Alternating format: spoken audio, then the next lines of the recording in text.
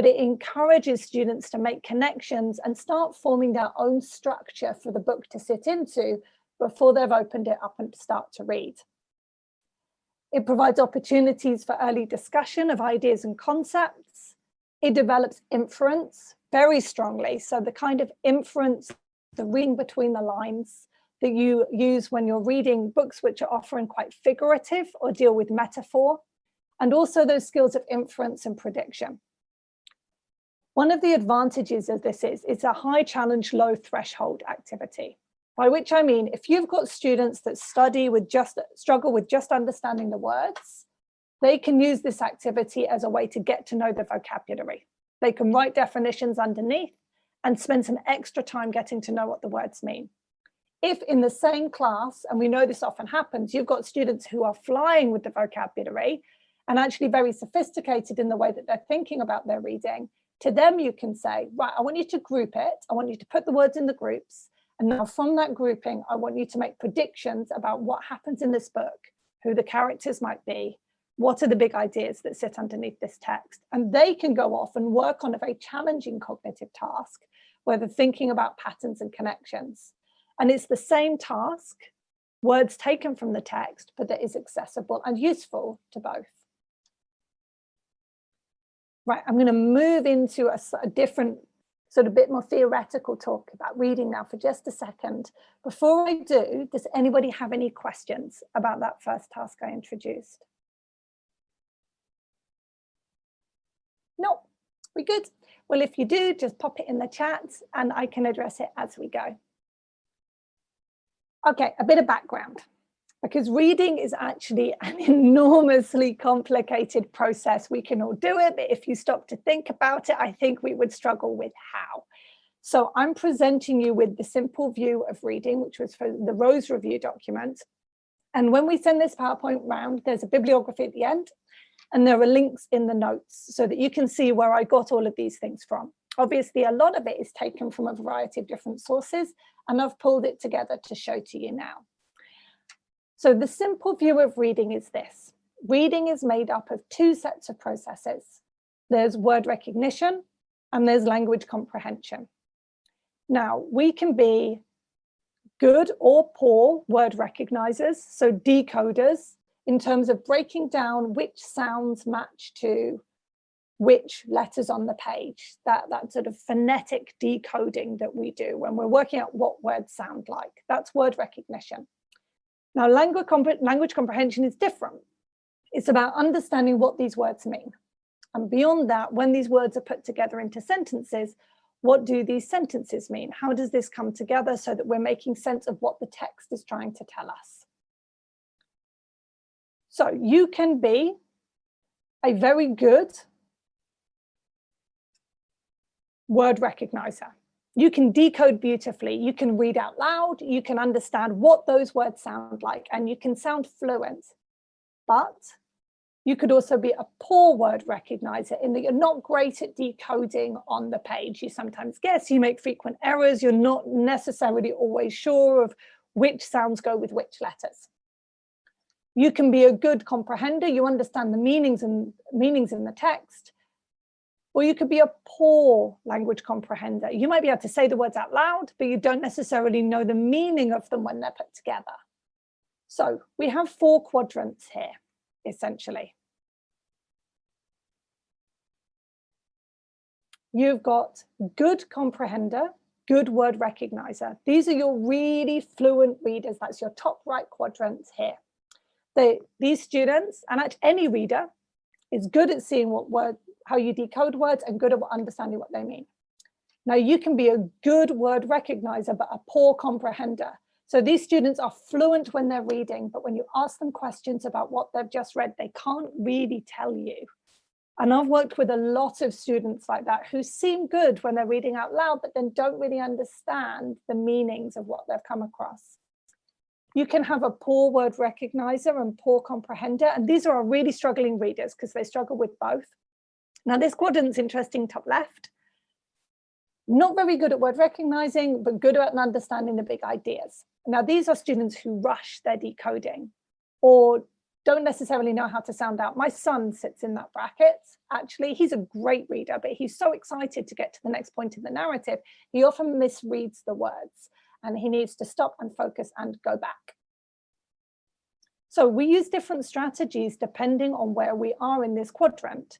So if you've got somebody who, for example, let's stay in that quadrant top left, isn't so good at the decoding, but understands the big ideas, we need to do some activities like the one I just showed you, taking the words out of the text in advance and talking about them and making sure we've read each one correctly is a really good foundation for these students. We can also do some work on the phonics. It might be, and I'm not covering phonics in this webinar because phonics is a whole other area of its own. I'm really looking at language comprehension more than phonics. If you've got someone who's a poor decoder, then you'd want to do some work on grapheme phoneme correspondence. So does that sound match that letter? If we go down and we've got a student who's not great at word recognition or language comprehension, we've got a lot of work to do on the phonics and the segmenting of blending, practicing reading aloud, reading in pairs, lots of opportunities for focus support. Someone who's good at saying the words, but not so great at understanding the meanings. This is discussion. This is drama techniques. This is the ideas beneath the text. And really interestingly, this is visualization. Can they draw what they've read? Because to draw what you've read, you've got to be able to understand it. That task of being able to sketch out what they've read in little annotated drawings is the best metacognitive thing I know, because in visualizing, you create a complete picture of what you've just read. We've also got reading aloud and reciprocal teaching, and I'll come to reciprocal teaching in a minute. And if you're good at both, let's go deep. Let's think about really challenging texts. Let's think about analyzing the language and comparing text one to the other, focusing on the themes and big ideas. So there are different strategies that we can use to support our readers, and a lot of them overlap, but there are lots of different aspects to it. So I'm going to talk through some of these strategies as we go. So Wayne Tennant is someone I'm going to refer back to as a bit of a touchstone in this webinar because his work on reading is incredible. And if you get a chance to read his books or to watch any of the talks he does, he's fascinating when he talks about the complicated nature of reading. So he says that children have a spoken language comprehension far in excess of their ability to decode. And that's really where we're thinking about native speakers of the language. So it doesn't matter which language we're thinking about here. But it doesn't make sense to stall or stagnate the comprehension component until the decoding has been mastered, by which he means you can always talk about the meaning. And when we're doing reading, the meaning is the fun bit. The exploration of the ideas in the text can be focused on no matter how young the child or how good or not so good they are at being able to read the individual words. And to do this, we use talk. Really important to be able to use talk in making sense of the text that we read. And it's through talk that we not only understand the books we read, but we learn to love the books we read, because it's the ideas that we're connecting with when we do that. So providing opportunities for students to talk about texts and do that as a way of assessing their reading, listening to their discussions is vital. Almost every strategy I share with you now is talk-based for that reason, so that we're not assessing understanding of reading through writing necessarily. Okay, so reading's complicated. And this is a simple way of showing it, but it's super complicated because reading is an invisible process. And if I sat here and did reading, it would be a super dull webinar. You would be watching me do essentially nothing if I was reading in my head for the next half an hour or so, but what I would be going through on the inside would be very rich and complicated and engaging, but you cannot see it. So an example of how complicated reading is as a sense-making process. I've taken this from Wayne Tennant, but Daniel Willingham, another reading theorist, does something similar. I have got these two sentences. The test was a breeze, and I finished it in 20 minutes. I went home early. Now, to you and to me and all the other adult readers on this call, that's fine, right? Got it. Not hard to understand, but let's consider the sense making that goes behind it. So the test was a breeze. A breeze here is idiomatic. Yeah, it could mean windy. It could mean easy. And from the context of this, we don't quite know yet which one it means. We know if we're super fluent, which one it probably is. Now, I finished it in 20 minutes. Now, to us, a test in 20 minutes is quick. We understand that that reinforces that previous meaning of it being easy. Those two things work together. To an 8-year-old child, 20 minutes is a lifetime. You tell them they can't have a snack for 20 minutes and they're in agonies. It's so long. So our understanding of 20 minutes as a short period of time is subjective, and it's an adult perspective. We've then got this seemingly totally random sentence after this. I went home early. Great. There is no connection necessarily between the first sentence and the second sentence unless we have understood that that test was super simple and 20 minutes is the short amount of time. And there's also a contextual link here. We understand that if you finish someone as an adult with our own agency, you can go home. But if you're a child in school doing a test, you don't go anywhere if you finish, you stay sat there. So the idea that you went home early because that test was easy, because you finished it fast, are all bits of sense making, bits of inference that we have done behind these sentences. All of that needed to happen in our understanding for this to make sense. If I was a child, those links would not necessarily happen. So when we're reading, those connections and that inference has to be made visible. And it's really important that we show students the background work that happens in this reading. Otherwise, all of that extra thinking doesn't make sense to them. Now, one way of doing this is to use think alouds to show how you build an understanding of the text as you read it, to make the process of reading visible and audible. So whereas reading aloud will tell you what students can see on the page and how they link sounds to letters, a think aloud makes those language comprehension processes visible and audible. It tells you what they've understood. So one way of doing this is through text annotation, like this.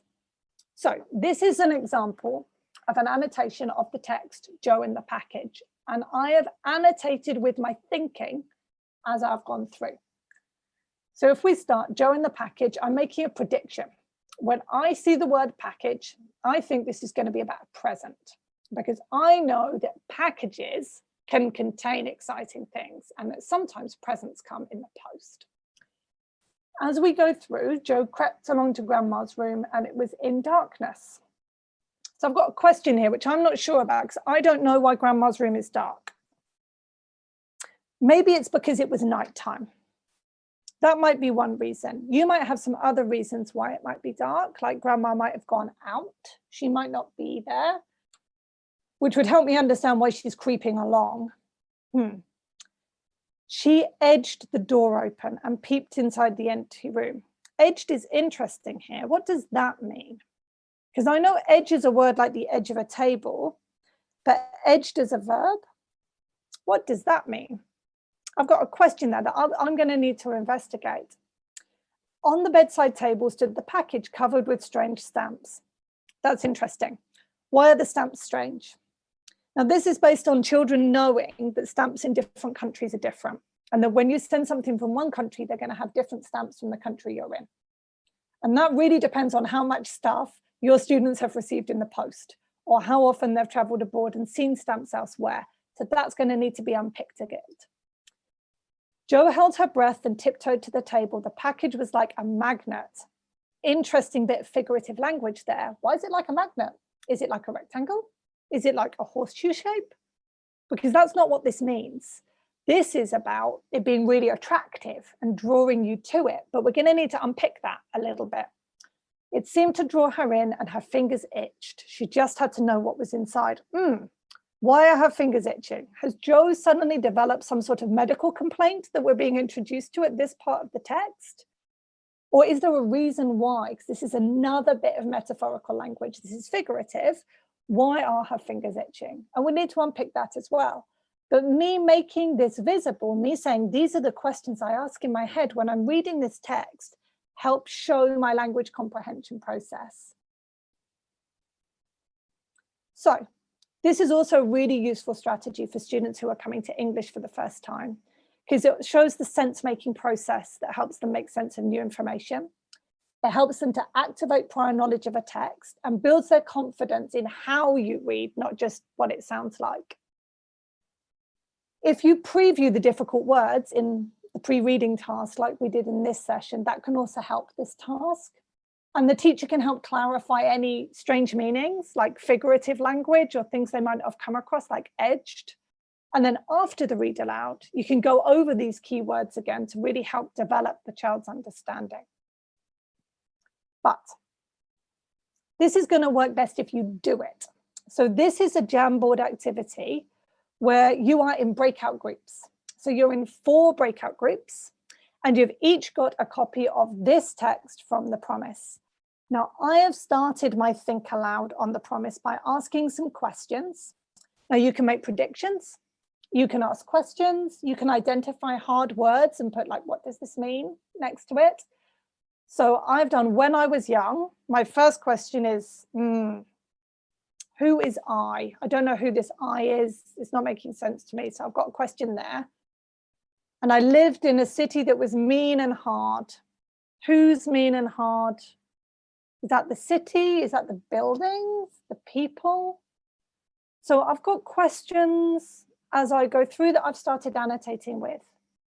What I'd like you to do is in your breakout rooms now, just read this text and then annotate with the processes you're going through as you try to make sense of it. So that will probably take you between 5 and 10 minutes. Okay, so hopefully what you would have understood for that is there's a way to bring the book to life and to start investigating the ideas that sit below the text before you read it, and to make your thinking processes, the deep ones that we go through, really, really visible and audible. So there are different ways of doing this task. One is that the teacher models how to do it and students listen. Or my favorite way is to do it and the students do it as well. Or students can do it together in groups, or they can do it on their own using post-it notes or annotation. And this can be a good activity to do before they read the text in class. So you can do it almost for homework if you wanted to, or as a pre-reading activity before they go into reading something and answering questions on it in class. Now, you can use a number of different strategies. You can use questioning, which is the one I defaulted to there, which is about the text, the characters, and the action. You can use prediction, what you think might happen. You can clarify definitions or work within translation, working out what words mean.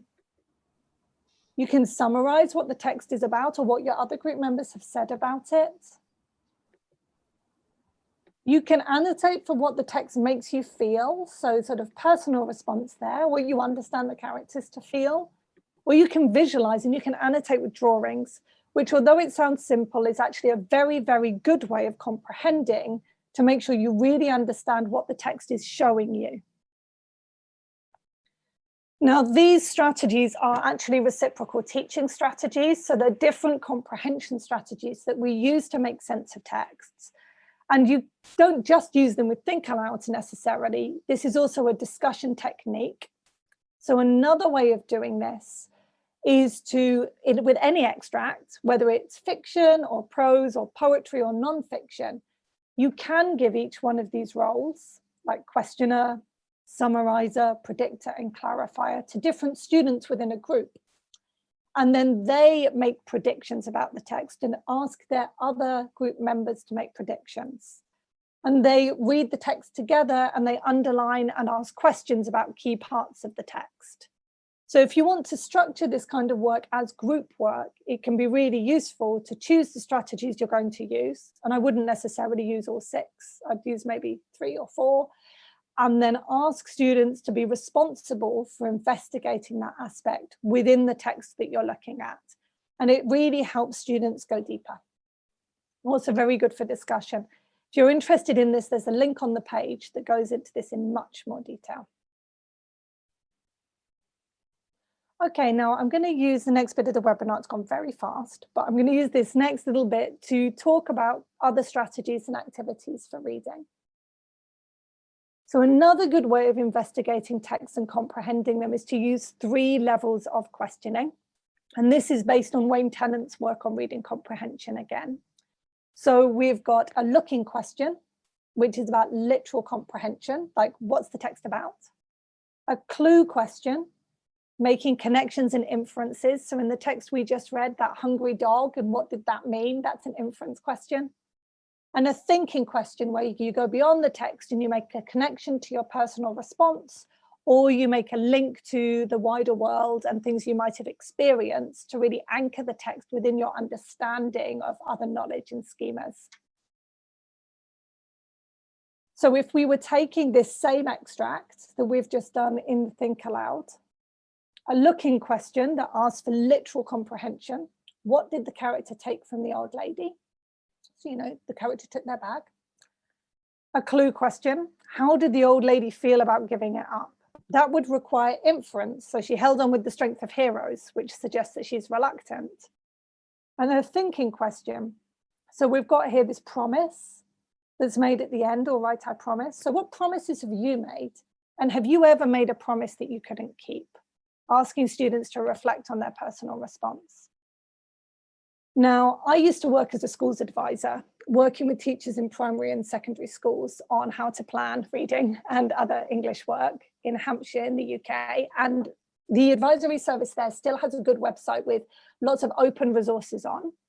And they are freely available to anybody who wants to click on the link. And one of the things they've got are these 3 levels of questioning for different forms of comprehension. So for example, if you want to clarify, or you want to infer, or you want to look at themes and ideas, here are some looking questions, clue questions, and expansive questions that you could ask. And that's available as a document. So if it's a big A3 document, and they have it for primary and also for Key Stage 3, I think. So if you wanted to use that 3-question method, then you can go and find these questions on their website, and the link is there. Another useful thing you can do is ask your students to make their own questions about their text. So talking to the hand is quite a useful way of getting them to remember what questions to ask. So you can have a who, what, where, when, and why, and how.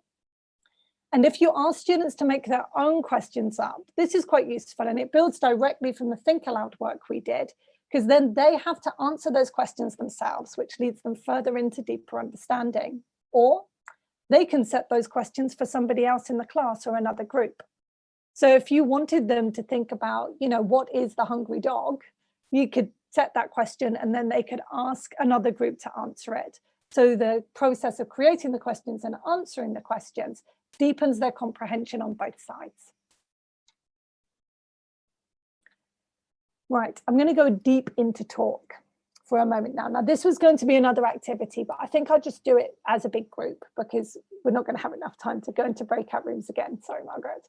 So we'll just talk it through, and I'm going to start off with talking about image, because reading image is a very similar process to reading text. It requires literal comprehension, what am I looking at, and deeper inference, what does that mean? So the question here is, what is happening in this text? It's a relatively straightforward question, and by text I mean the image. But what I want to do now is structure the talk so that we go deeper. So we go behind the surface. So the simplest answer will be there's some polar bears and some ice. But that is not the deepest answer we can get. There's a lot else happening in this text. There's a lot of other messaging.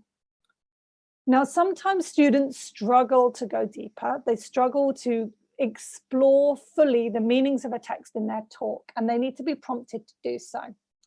So a useful way to do this is to give them talk prompts that encourage them to investigate multiple meanings and tentative understandings. So you're letting the right answer go, and you're using prompt modals like could and might and maybe.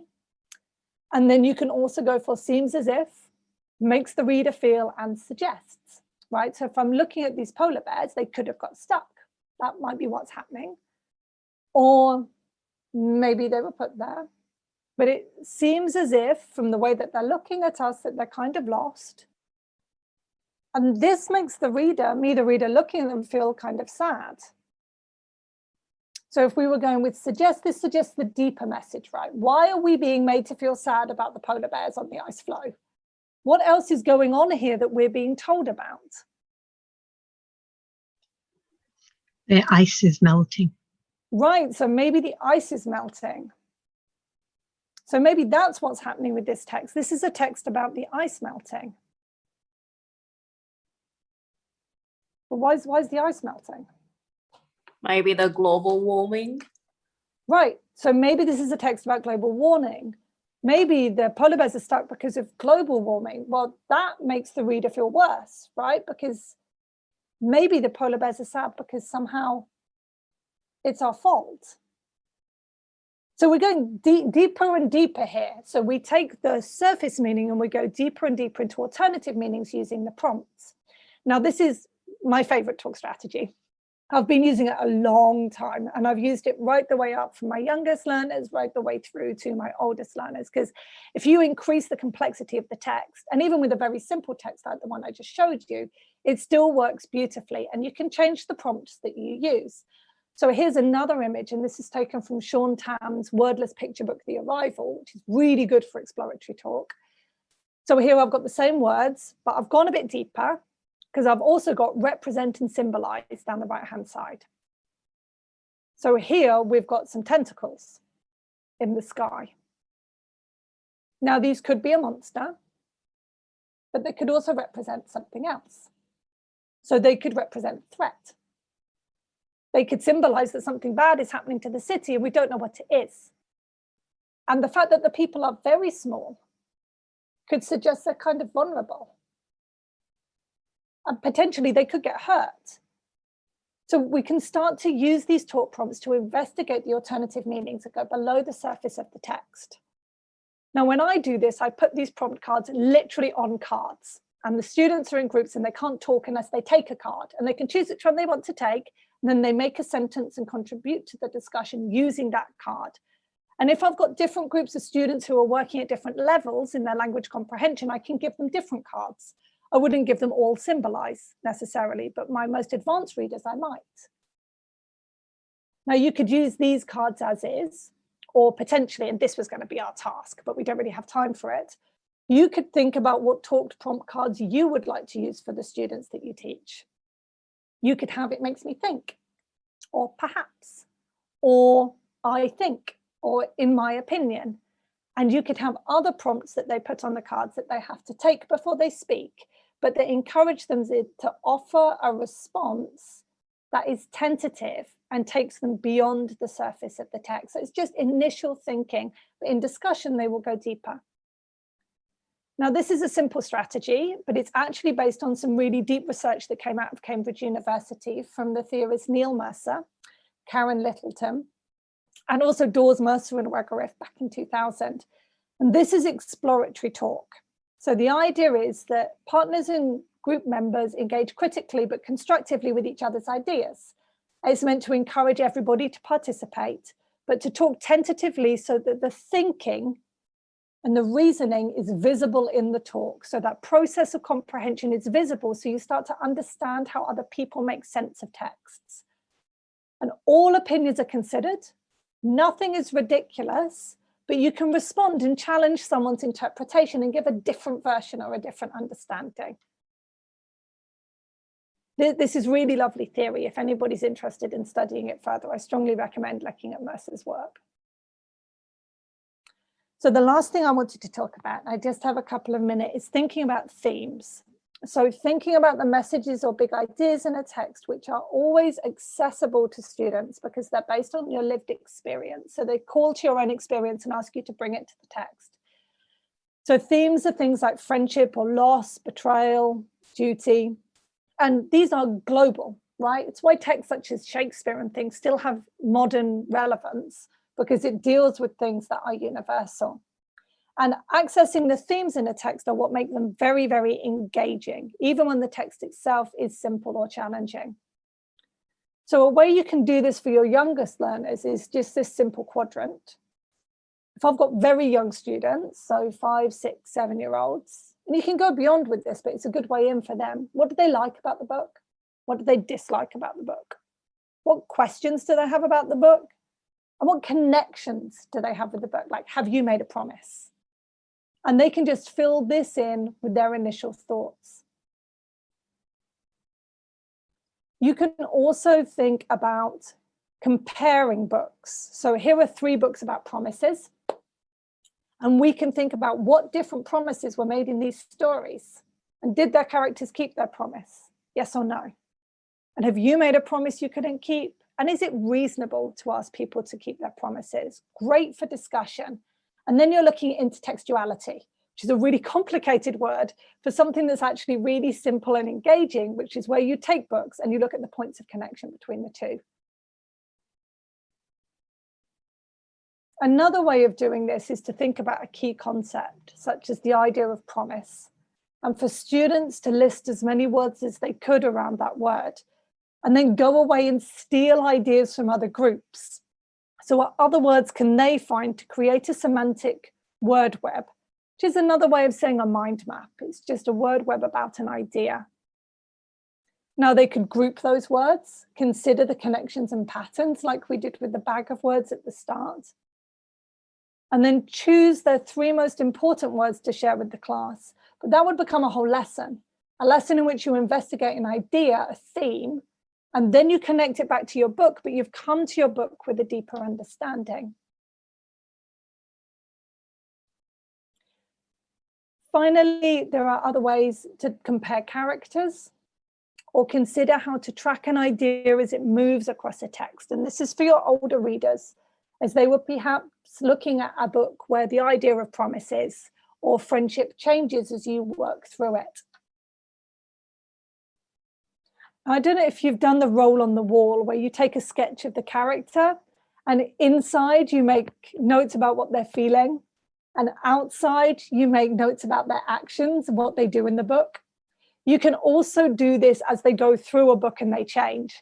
So you can sketch them at the start, what they feel, what they do. Then you can move to the next part of the book a few chapters later, what they feel, what they do. You can move to the next point and you end up with a paper chain, essentially. But what you have there is a deeper understanding of character development across a text. So you're taking how their feelings change through the book and then how their actions change during the book, which would be a really good pre-bit of work for producing a written piece later about what they'd just read, or for a discussion about how characters change and develop. So in summary, reading is a complex and invisible process. And the teaching of reading is about making reading processes visible and audible. And so these interactive strategies where you make that process visible, are effective because they scaffold that process. It shows students what that process looks like for other people. It's good to do it through talk so that the act of writing isn't a barrier to demonstrating understanding. But when you do this, talk tasks need to be modeled and structured just as carefully as writing tasks, otherwise you'll just get surface understanding. And all of this rests on the choice of texts. So high quality and authentic texts with deep themes and ideas need to be used to give students enough to connect with and talk about. And that's me. So I know we've gone over, so if you don't want to do questions and you have to shoot, that's just fine. But if you do want to, I'm here for the next 10 minutes or so that we can talk about it.